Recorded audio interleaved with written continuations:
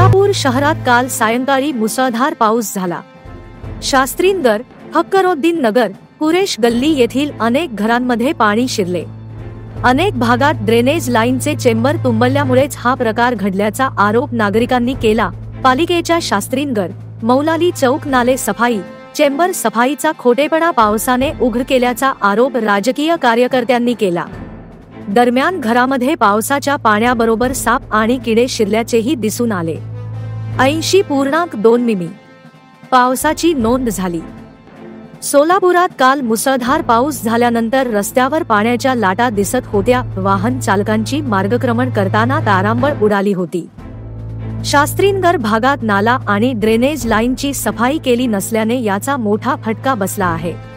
अनेक घरांमध्ये नाल्याचे घाण पाणी शिरले, प्रापंचिक साहित्याचे मोठे नुकसान झाले। एका घरात साप, अनेक घरामध्ये कचरा, किडे आल्याची तक्रार पत्रकार जाकीर हुसेन पुंडेकरी यांनी केली। शहरात सायंकाळी 5 वाजण्याच्या सुमाराला पावसाला सुरुवात झाली। सुमारे 1.5 तास पावसाचा जोर कायम होता। मुख्य रस्ते, अतंगर्त रस्ते पाण्याने भरून वाहत होते। शास्त्रीनगर या भागातील घरांमध्ये नाल्याचे पाणी शिरल्याचे तक्रारी आपत्कालीन विभागाकडे केला। पावसाचा जोर कायम असल्यामुळे पालिकेचे आपत्कालीन पथक पोहोचलेच नाही। या भागात ड्रेनेजच्या चेंबरमध्ये मोठ्या प्रमाणावर साचलेला गाळ काढलेला नव्हता। चेंबर ही भरून वाहत होती। अनेकांच्या घरात घाण पाणी चारून नुकसान झाले आहे। ब्युरो रिपोर्ट जम न्यूज इंडिया।